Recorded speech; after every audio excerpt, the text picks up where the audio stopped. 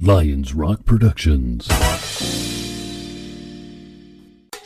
This is Jay Moore. This is Greg Cruz. This is Bryce Vine. This is Dexter from The Offspring. This is Nathan This East. is Sebastian Younger. This is Daryl Ames. This is Stuart Copeland. This is Mick Gillette. This is Andy Summers. This is Dr. Bob Greenberg. This is Gabby Reese. This is Rob Bell. Hey, this is John Leon Guerrero. Hey, and this is Pete A. Turner.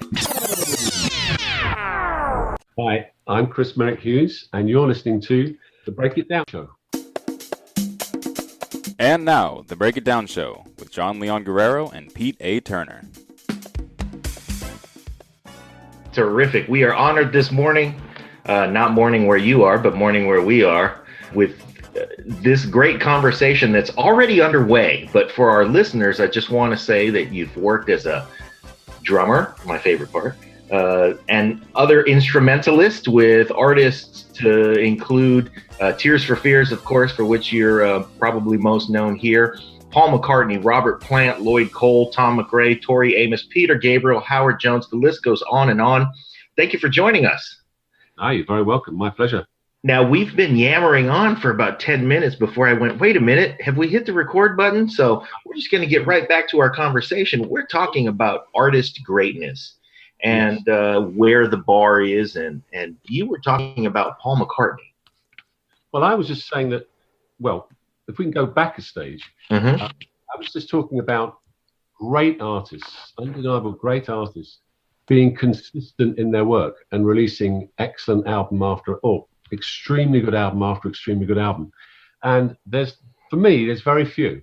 And I was saying that I thought Bruce Springsteen, across his career, most of his records are very, very good.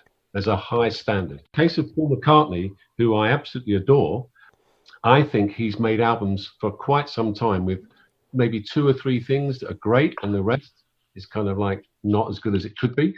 Okay. So looking at well-established artists, say Elton John, for example, where they've made great albums quite sporadically, and a lot of albums which are kind of okey-doke. So that was the kind of axis of the conversation we were having there. Well, okay. So one of the things that we were positing was that you kind of have to put up for the search for greatness, which will sometimes produce some swings and misses. And if you're allowed to swing and a miss as an artist, well, then every once in a while you run into one and you score something huge. So for the listener to tolerate that is important. And nowadays, as the music business has changed, there's a lot, I think, less tolerance for what might be a lesser hit. Or would you say that it's the other way around because we're so able to buy singles now?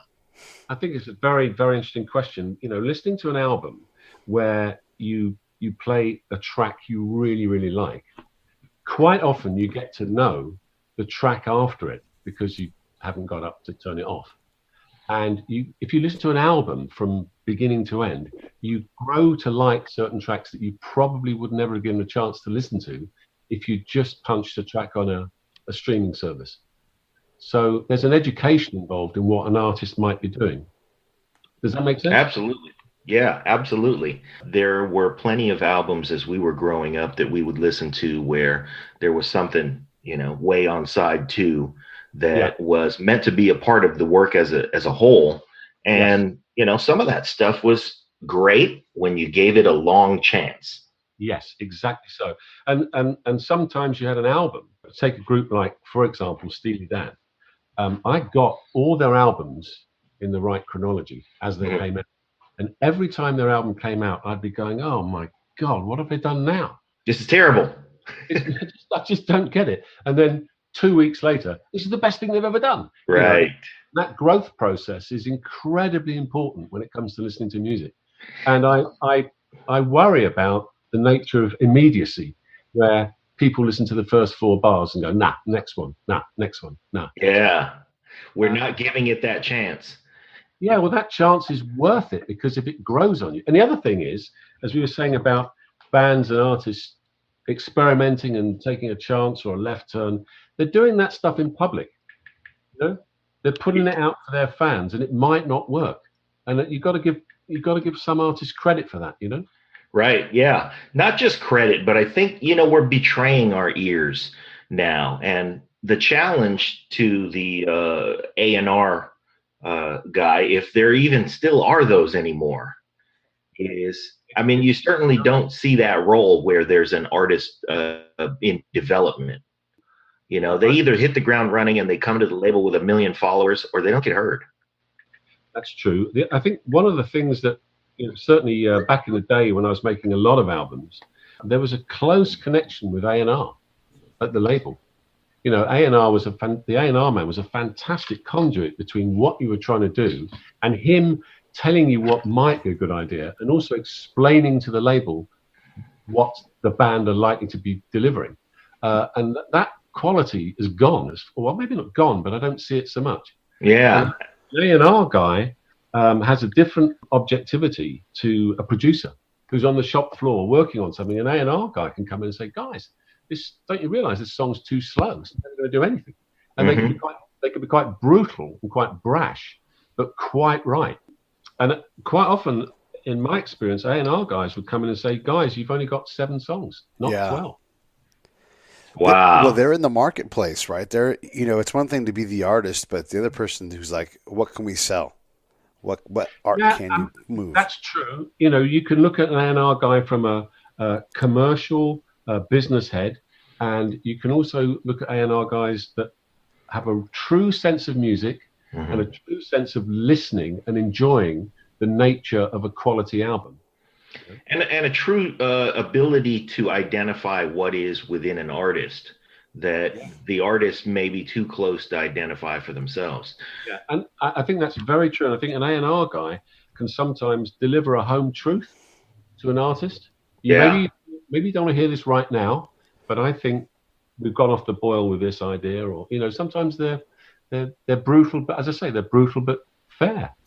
Well, I think a great simile, because we're both drummers, would be to say that when you're the guy who's sitting on the stool practicing rudiments, you're focused on a particular task that doesn't allow you, but does have, within the role of the A&R guy, the ability to walk in and say, this is the voice that you have that is valuable. And you can't hear that while you're sitting at the stool practicing your rudiments. So you do that and let me guide the direction of your career as a whole, because I think the world needs this from you, and you're going to be able to deliver it when you finish your task. So get back to those paradiddles. That's a fact.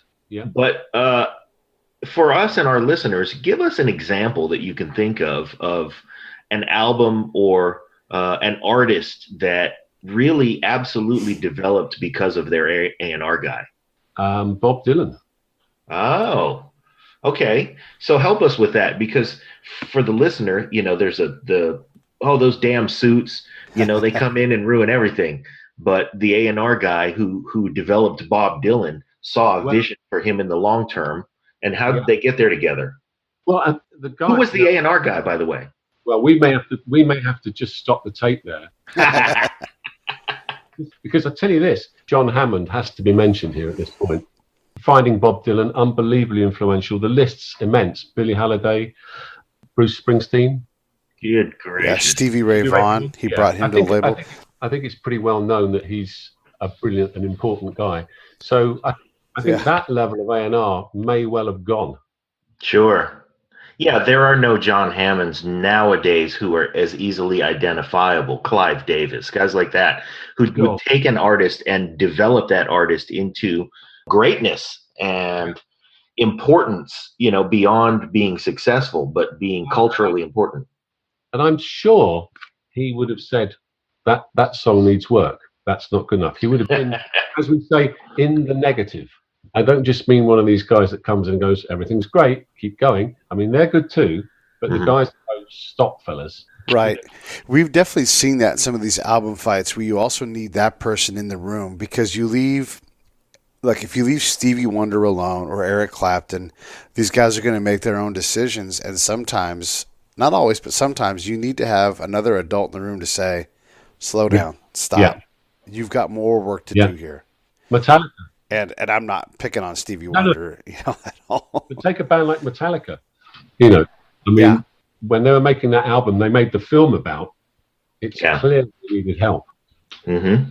It's not that they weren't capable. It's just that they needed someone there going, Yeah, just to have their head above the fog and create some clarity for the guys. What about artists when they're working do like praise? So don't we all? I don't doubt that those guys were going, this is great. You got it, you nailed it. Just keep doing this and be encouraging and say, yeah, we're on track. We're in the zone. And that's so. First off, let's just say this too. If you guys want to understand what Chris Hughes is doing now, get his album "Spin It" on Spotify. It's called Eirenic, and we can talk about that in a minute here. But we'll send the link to you guys in the show notes so you can go right to it and give a listen. But Chris is great. I wanted to talk a little bit about your time in Adam and the Ants. So you're drumming in the band for a couple of years.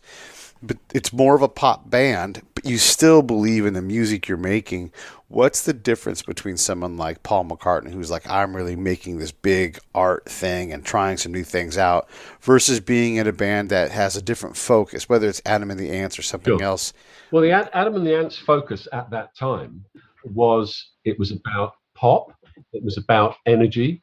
It still had a punk element, and it was for his fans, and it was for new fans. And the idea was to make a raucous, highly garish, loud, colourful racket with lots of drums and lots of guitars and lots of shouting. So it was kind of, I'd say, half pop and half punk. And it was moving through that period, very, very late 70s, early 80s, where there was a slightly kind of, punky teenage market, and it worked really, really well. So making those records, they were somewhat experimental. We were kind of just being intuitive. They were done quite quickly. It was a lot of fun making them. And there was a kind of, that'll do. Put that there. Yeah, that's good. Let's do that. Put that there. Bang. And it was done. And it was relatively quick.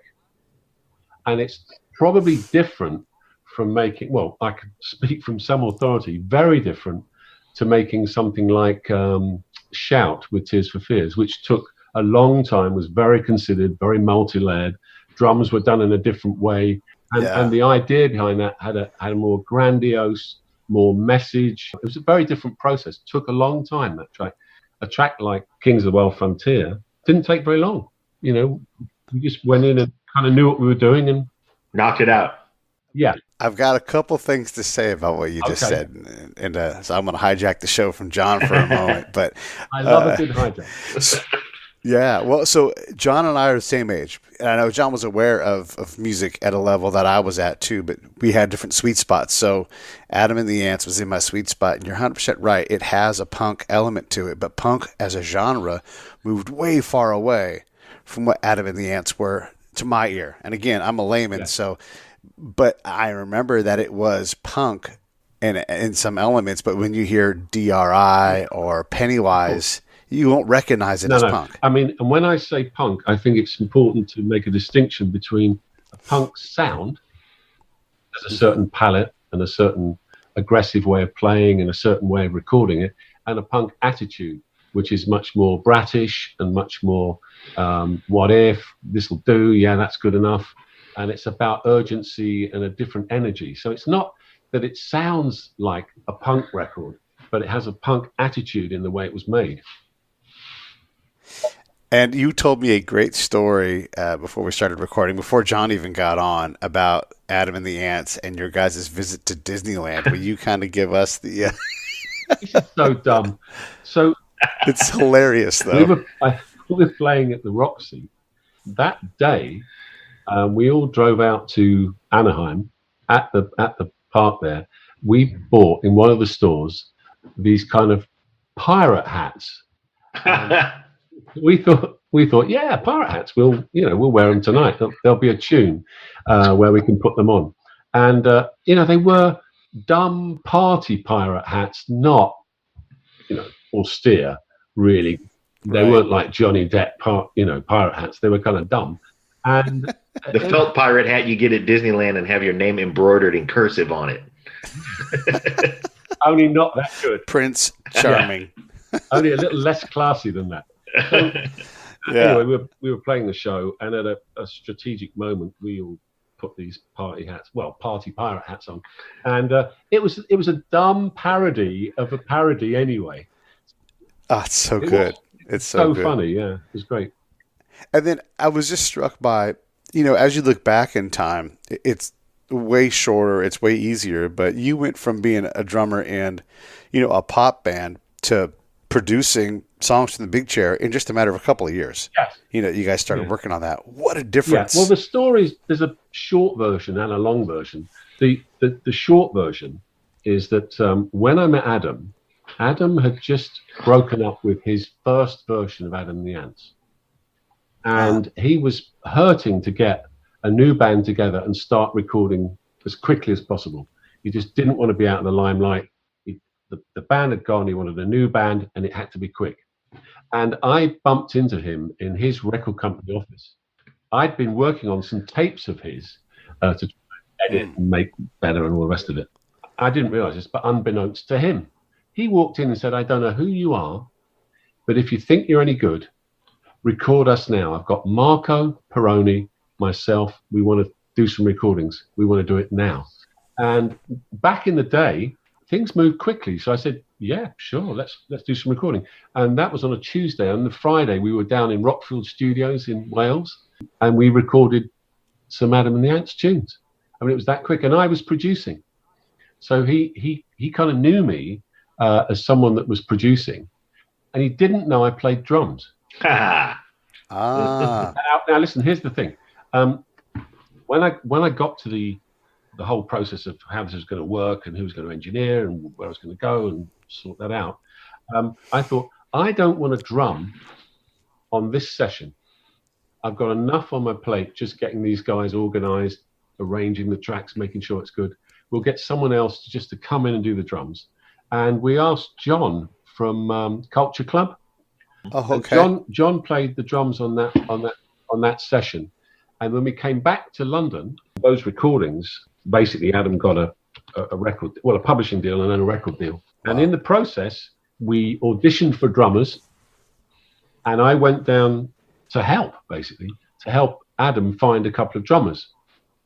And I had a kit set up, and drummers would come in and I'd say, well, try it like this, you could do this, or have a go at something like this. And we got one drummer, Terry Lee, who was in the band. By the end of the day, Adam just turned to me and said, oh, man, why don't you do it? Why don't you do it? Why don't you join the band? Why don't you play the drums? And I went, okay. And that's how I joined the band, and also the level of production of those records.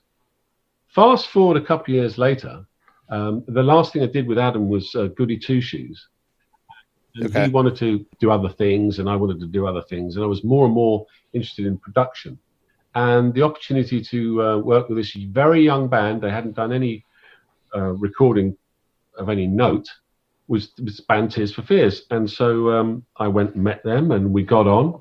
They were very different. They were much more studious and concerned with the craft of writing songs, and totally different sensibility.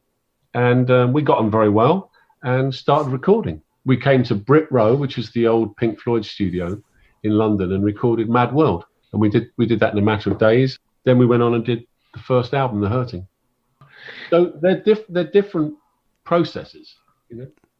This is what I like about this story, though, is that there are a lot of folks out there who are developing as an instrumentalist and get into other things. And nowadays, you have to have at least some desire to be a generalist, because not everybody's career is going to blossom in different directions like yours did, but the knowledge of other parts of the process. Yeah, I think that's what you contribute.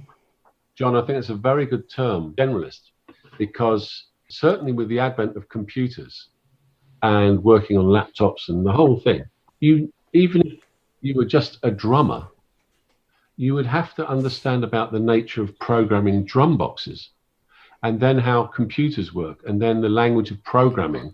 And so then you start looking at things like, well, what notes does a violin play? What's the compass of a violin? Mm-hmm. How do congas work? What's the basic setting drawbars for a Hammond organ? You start to get involved in so many aspects that you just start to learn what kind of strings the bass player's using because they sound better than the last guy. There's so many aspects to learning, and you never stop. Yeah. And I think if you just concentrate on your own instrument, fine. But if you want to know about and be involved in more things, probably a good idea to understand the basic nature of keyboards, the basic nature of guitars. Yeah. They're fundamental building blocks. Simple stuff. Yeah, and if you're a drummer, a couple things. You bring up drum machines, which, some drummers absolutely bemoan, but they teach you concepts like the importance of isolation when you're miking things, or just things that you never thought would show up in front of you. The other thing, though, is that if you're a drummer, you get hired a lot of times because a bass player or, some other instrumentalist goes, I love working with this guy. Yeah. He understands my process, and so we work well together. So the more that you can understand everybody else's process, just the more intelligent your contribution becomes. That's very true. I work a good friend of mine, a guy called Gary Tibbs, whose credentials run in front of him, but he was in Roxy Music and he was in the Ants for a while too. He and I still jam and we still play, and just drums and bass, and we just sit there on a beat, on a groove, doing something, and I know where he feels the beat and vice versa, so it sounds like a cohesive unit. And sometimes if you can develop a relationship with, if you are a drummer, a bass player, or vice versa, and that can often get you work as a unit. Someone will draft the pair of you in because you play well together and you intelligently know the nature of how a song might work.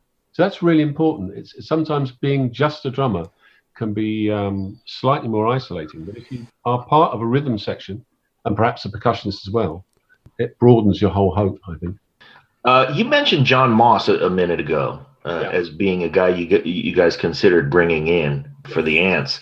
What, I can see where proximity may have had his name come up, but what about his playing did you guys like that made you go, he's a choice? Because I don't, it doesn't jump out at me. Well, here's the weird thing. None of his playing in Culture Club, to me, reflect how good he is. All right. And in fairness to John, he was pretty inventive. He was he didn't just sit there and go, what do you want me to do, guys? He explained the kind of nature of it, and then he goes, well, how about this? I could do this, and I could do a tom-tom overdub. And he was proactive and creative. So a lot of credit to him, really. Oh, that's great. And he played well. It wasn't like it took endless amounts of takes. Yeah, he could put it down.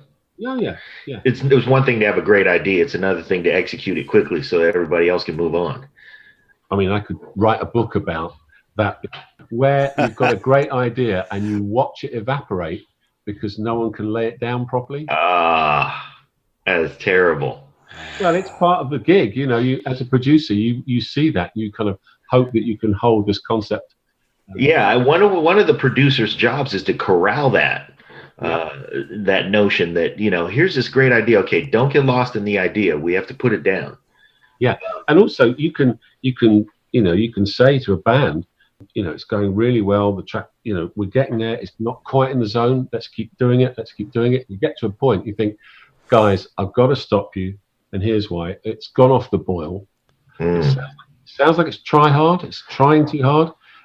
Let's take a break. We'll come back and listen to you a couple of takes ago. We need to improve it from there. Let's have a conversation. And sometimes you have to stop things in order for people to take a breath and work out what they're overdoing or underdoing, and then hopefully you get back in the zone. But quite often you can see it evaporate. So I wanted to ask you a little bit about, and I don't know if you were involved in this decision or not, I'm curious, but the horns in Goody Two Shoes. That those horns make that song. So here we have this punk rock pop song. It's like, oh, we're going to put these horns in here. Those decisions are always interesting to me. How does that happen? Well, the desire for brass, I think, was, I could be wrong. I think it might have been Marco first of all, Goody Two Shoes is fantastically funny because it keeps shifting key every few bars. It's constant. And it's a bit like an old jazz chart where it's modulating and shifting and never staying put, which we thought was funny on some level. And the idea of putting brass on it. I think the first person I heard saying, yeah, brass, we could try brass for a change. I think it was Marco. And then it was like so straightforward. We listened to the track and I was just singing ba-da-da, da-da-da-da-da, which is like old swing, it's like taken from an old era. And then we got some players in and kind of ba-da-da'd it to them. and they got it and we nailed it. Yeah. Back in my Army days, we were on a cavalry post, so bugle calls were a big deal. Yeah, and whenever we practiced, you didn't bring the bugler out because that guy's got to go drive a bus around post or something. So the sergeant major would stand out there and and I'm putting my thumb to my mouth and my pinky extended out like I'm fancy for the audience, and he would go da-da, da, but loud enough for 50 people on a huge field to hear it. So he played the mouth horn all the time. And it's totally hilarious and totally appropriate. Absolutely. At the same time, like you can't laugh because he's a boss man. No, but it's hilarious. Yeah, I wouldn't take them. And no. Yeah, and he's a standard bearer. So when he played like the adjutant's call, and it's like he's playing the whole thing as it will be played and loud, and you're like, God, this guy's really buying into this mouth trumpet thing. He's going for it. But sometimes you can watch a marching brass band and you can be exhilarated by how sharp and how smart and how important it is. But it's also hilarious as well because it's such a sort of phenomenon as it's wafting past. It's an up feeling. If the bass drummer is able to see a commander, the commander can never be out of step. Yeah. And so time is a fight between the bass drummer where time actually is and the boss putting their left foot down where time has to be. And it's definitely interesting as someone marching. That's really interesting. Yeah. When you bring in horns, though, I could just as you tell this story, we go, okay, why don't we bring in some brass? I can imagine Adam sitting in the back of the room going, oh, geez, now I got to bring a brass section on the road with me because I got one tune. Well, I guess you can play that two ways. You can go, well, we need to put brass on half a dozen of our old songs now. Yes. I mean, some people do that. They bring a small ensemble out and sort of augment what they've been doing, and sometimes that can work. I'm not sure. I think maybe Adam probably plays that song pretty well live. Without brass. I mean, I think it's probably got its own life. I never performed that song live because that was after the band broke up. So he went off and performed that. I must check out a live recording of it, whether he did put brass on it. I'm really not sure. I think it's great and somewhat funny that you produced that song and never played it live. Yeah, I mean, I played the drums on the track. We did that at Abbey Road. Down in the absolutely huge Abbey Road 1, and I had a drum riser and a drum kit it's like an aircraft hangar. Mm-hmm. I was right in the middle of it, done in 2 takes, and I just thoroughly enjoyed, head down, just played through the whole thing.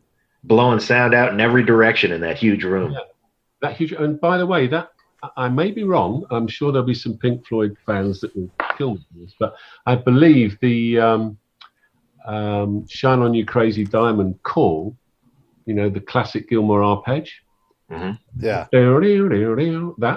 That was overdubbed in Abbey Road 1, same room. Whoa. See, there you go. These stories, link these things together. It's always great. I believe it's a monumentally big sound. So I'm pretty. Oh, for sure. I'm pretty certain that's right. I wanted to talk a little bit about Eirenic, your new album. Of course, everybody can spin that on Spotify. But let's talk a little bit about that. What's the genesis? What's the idea? Okay, well, I had finished doing various other projects and wanted to take a break. And I got involved in some graphics and various other things. And I thought, I've got a few pieces of music which sort of won't go away. And they're basically piano and some sort of agitated electronics in the background. They're quite solitary. They're quite, not lonely, but they're quite reflective and they're gentle pieces. And I like to develop them and explore. And then after a while, I thought, yeah, these collectively could make up an album. And so I thought, yeah, I'll put these together as an album, and that's exactly what I did. It took me, there's some sleeve. You can get it on vinyl as well. There's copious notes about what I was up to and why I did what for what reason. Right. And it took about 3 years on and off, and yeah, I thoroughly enjoyed. I did it basically on my own. There's a few close friends that came and helped with a couple of balances on a couple of mixes, but essentially, I did it myself. Nice. I'll definitely be checking it out this afternoon on my walk, because that's what I do. And so you have it up on Spotify, and that was the link we were given to share it on. What are your thoughts about having people enjoy music on Spotify? It's not the same as getting paid by a label, Well, having it there. But yeah, I think the thing is that's a great question and a long answer. But I think that conceptually there's two things here. I understand the nature of finding music and listening to music and discovering things. A lot of people, including myself, get to playlists. They find it's a bit, I'll tell you what it reminds me of. It's a bit like in the old days, listening to the radio, where you kind of just sit down, listen to the radio and hope something great would turn up. And you were in discovery mode. uh-huh. And as a kid, I did that with Radio Luxembourg, Radio Caroline, pirate radio, even the American Forces Network in Europe. Oh yeah. I used to, turn that on and listen to something. Wow, what's this? Wow, what's that?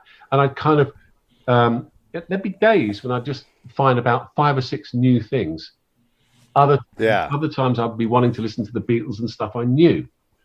And the thing about Spotify is that for me, you can go and click on something and then ramify and go off into strange places and find all sorts of musics. And some evenings I'll just find 30, 40 things I've never heard of and make notes and think, oh man, I must get this, and download it or listen again. And so as an exploratory place, I think it's fantastic. The immediacy of it is fantastic. Yeah. I don't know if that answers your question, but that's... No, but it gets to it, though. Yeah, that's an aspect of Spotify. And it's not just Spotify, in fairness. If you like, most or all streaming services that have certainly got encyclopedic amounts of music. But the playlist capability, like when we do these album fights, people that help us with it, they'll make playlists on Google Play, on Spotify, so that you can go at any point in time and listen to the tracks and kind of do the fight yourself. So, that playlist thing, you're right, that's brilliant. You can listen to, I'm sure the International Hotel has their playlist on Spotify, This episode of the Break It Down Show is brought to you by Lions Rock Productions. That's us. We publish, evaluate, and develop podcasts just like this one, consult others to build their own, and create associated content and content marketing strategies. So if you're launching or expanding your social media presence, your business or your personal brand, or if you just want to take your media presence to the next level, reach out to us on Twitter at Pete A. Turner or at JohnLG69 at the Break It Down Show. There's 1,000 ways to get a hold of us. Now enjoy the show. I'm sure the International Hotel has their playlist on Spotify, And so you can go, well, what do they play there? I remember hearing a song at the International. You can play it right there. For sure, Starbucks has their playlist on Spotify. The other thing that is great is that music enthusiasts, music opinionates who perhaps don't play an instrument, but are very heavily into the nature of compilations and albums they like and tracks this, and they're collectors and adore music. That platform, Spotify or other streaming services, offer an amazing platform to kind of voice your collections and your ideas and have people enjoy them and have feedback and the whole thing. I think that is absolutely brilliant. I mean, that's a democratized sense of music listening, if ever there was one. I think that might be the most important feature for what they're doing, because it gives a sense of community, and it gives a sense of, it's one thing to be in discovery mode and be reaching out, and it's great to have your ears wide open and things coming in, but it's really very helpful to have somebody with a like mind and like ears to say, I dig what you're into. I reached pretty far and got this, and I think you can get there, and you can discover things that either people pushing you further in a direction, whose tastes you trust, or people who just know what you're into. Yeah, very much. That's very true. Of people that send me links or music, there's two distinct types. One are people that want me to listen to what they're doing, and there's other people that want me to hear things they think are great, and they're not. So you get people that say, "Oh man, I heard this. You're just going to love it. You've got to check this out." And it could be, a new John Coltrane album. It could be, any number of things.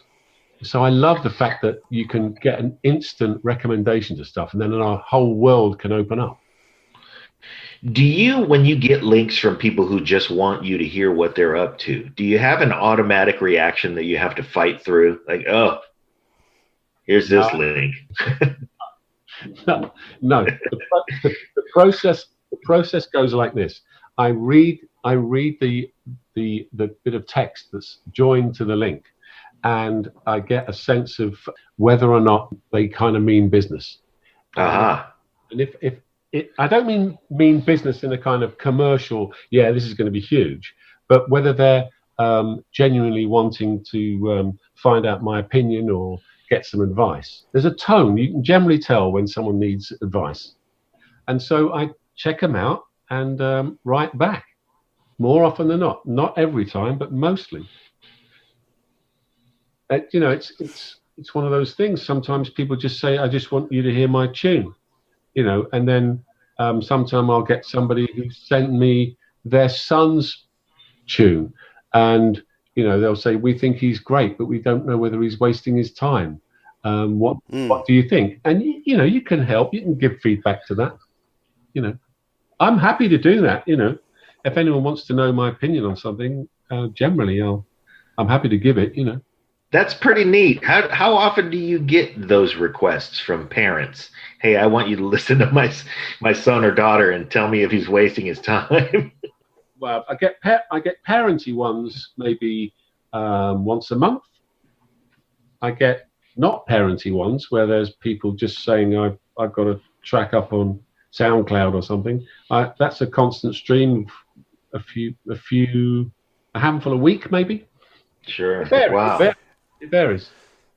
It's a good question, though. I mean, as a parent, John and I both have kids that we could be asking you that question ourselves. But I am not smart enough as a parent to know. Like, I want to encourage my kids playing. If it's a matter of coaching and practice, we can certainly accommodate that.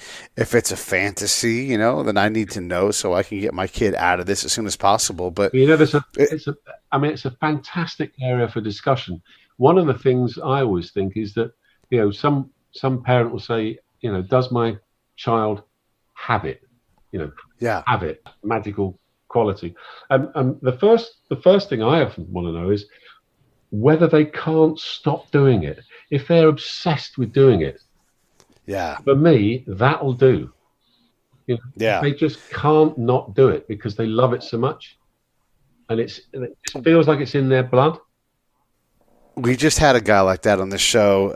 His show's not even up yet. His name's Hank Bordowitz, and he's done everything in music. He's been a recording artist. He's written for everybody, books, everything. He has to be in that industry. It's just what he does, and he's proven it over the last 50 years. Yeah. If you love it and can't live without it, then probably some area somewhere will come good. Right. I Right. kind of have to believe that. Well, and then if you're not in that vein, understand that there's some kid sitting there on his computer creating music. His mom put a sandwich next to him 12 hours ago, and that sandwich sits there ignored. Yeah. And your kid is going to compete against the non-sandwich eater, and the non-sandwich eater kid is learning a lot. Let's call him the non-sandwich eater. Let's call him the kid with the ultimate focus. Yeah, well, that's fine. But he's learning like those things you said earlier about what are the right string sounds to create and all these textural things that you have to have. Yeah, I think there's this mild sense of obsession which you recognize, and that's a healthy thing. I think there's too many people that I guess think they sort of kind of maybe want to be in a band or do something, and they like the idea and they like the general sense of things, but aren't doing anything. They're not actually picking up an instrument and practicing or listening to records and analyzing them or wondering how that was done. Or, I mean, as a kid, I'd hear records and think, my goodness, how have they done that? You know, I remember listening to Good Vibrations and thinking, what on earth are they doing here? This is epic, you know. Yeah. And that's a perfect example of that too. Yeah, absolutely. You know, and some of the craziness that Queen got up to, you know, multi-layered guitars and vocals and stuff. There's endless records where I'm thinking, my goodness, how did they capture that? You know. Yeah. Yeah. I mean, and it's not just from a production standpoint. It's like that Carol Kay's bass part in Good Vibrations. How do you come up with this? I know. Where does this come from? And I think that when you're talking about the folks who, you know, here's the shame that what I think is a shame is that there are so many people out there, and we can probably, either of the three of us can make a list of the guys who, man, I'm sure that they really had something somewhere in there and they never let it out. You know, they never worked to the point where they could kick the gate open and let the idea out. And it's really unfortunate that those folks never put their head down. In my case, I love sandwiches. So whenever one got put next to me, that sandwich got dealt with. But my ability to make my way around the drum set faster probably suffered. What do you think we're doing with technology now that allows more kids to get further and kick that gate open? Or do you think that there is more distraction in the technology that is robbing kids from the discipline of putting their nose to the grindstone? Which one do you think? Well, it's both. I think that one of the things about music making, which is important, and it's not a technical issue, it's about performance. It's about human expression, music through human expression, and that happening live audience feeding back. And you can be musically inventive at that moment on a drum kit or whatever instrument. You can be taken by something and do something you hadn't done before. You take a risk, you take a shot at something, and it's an adrenaline thing. It's incredibly immediate, and for me, amazingly important. You can take that experience back to a studio and get involved in tech and recreate it and analyze perhaps the nature of what you've played, or get completely headlocked into the tech of it and miss the moment of live performance. On the other hand, I've just made a record I was telling you about earlier where it was essentially a computer-driven, programmed, nuanced album. To answer your question about whether it gets in the way, it opens doors. It's immensely important. And it also stifles some people and they don't quite get something that's inventive or new. I listen to a lot of EDM and lots of electronica, and I'm amazed by how there's lots and lots and lots of it, which is okay. And then some bits of it, which are astoundingly brilliant. Really good musicians have got something going. Special. Yeah, something special in the studio, and it's obviously banging. How does a band, okay, maybe this is an advanced band that can do this, but U2 talks about, we talked about them off mic, because of course we did, because I love them. They say good is the enemy of great. And they have the luxury of saying, we're not only going to let great get on this album. And great isn't just a hook. It's, are the words right? Are the sounds where they need to be? What's too much, too new? And that can cripple a band that doesn't have that standard, can't maintain that standard like U2 can, because they've been doing it for 40 plus years. Yeah, you can definitely overthink things. I mean, one of the classic things, I think Brian Eno mentioned this, is that you can take a drum track that a drummer's done in the studio, put it in a digital workstation, and then tweak it to absolute rhythmic perfection. And you get to the... Who wants Holy that? shit. Well, the question is this. The answer is this. Probably not most people. Right. Because you listen back to it and you think, well, it's perfect, but it's anodyne and has nothing. There's no feeling in it. It's not even good mechanics. It's not even good craft work, if you will. So you can over tweak someone's vocals, you can over tune them, you can over precisely put them in time and ruin it, and you can get something in one take that you don't touch because it's an amazing piece of human outburst. Listen to Little Richard. Yeah, listen to Little Richard. They put the mic on and let him go. He was good at outbursts, that's for sure. My goodness. Yeah. Those moments that happen in the studio, and again, Brian Eno's a great example. He'll lay something down for you too, and then Larry will sit down and start playing to, in this case, and the story I'm thinking about is, a beat track that wasn't right. It was out of time. It's the song Moment of Surrender where it's like, and then Larry sits down and starts playing, and then this moment happens where they write this song, and it's just, it wrote itself. Yeah. What are your stories like that? Because surely you've experienced these things where, and all of a sudden, this song showed up. Yeah. Well, I think the classic song I can talk about is "Everybody Wants to Rule the World." Oh boy! If we travel back to the Tears for Fears second album, we went into the studio to record an album, and we thought the lead up and most important track was "Head Over Heels," which is a lovely song. And we got to a point quite a long way down the line where, and this is where A&R came in, I have to say, a discussion I had with the A&R guy, a guy called David Bates. We came to the conclusion that the album was good. It was going to, it felt right, but there were songs missing. And we then started recording Shout, the song Shout. This was something that Roland had kind of worked up one weekend, and he played me it wasn't even a demo. He set up a little drum box with some clanking glass noises and bits and pieces, and he had this little drum box which went dee-dee-dee-doo-doo, dee-dee-dee-doo-doo, and he had a Prophet 5 synth with a low bass drone, and he had that little drum box going around, and he just went, he started singing shout, da-da-da-da. And I said, stop, we have to record this now. I may exaggerate slightly, but it was about 3 months. That song was on the desk being recorded. We kept changing it and adding bits, and we weren't sure if it was right or whether it was making sense. We knew we were onto something, and I did drum overdubs and programming, and took a long time. Now that song was a labor of love and took a long time. Everybody Wants to Rule the World. Once again, Roland came into the studio and he had 2 chords, ging, ging. And I said, stop.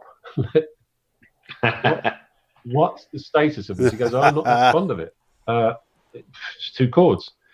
So I had the 2 chords, I programmed them, I had a little jumpy little drum beat.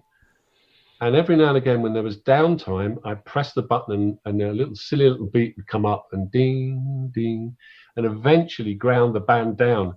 And in fact, Roland's wife came in and she said, "Mom, what's this?" And he said, "It's great."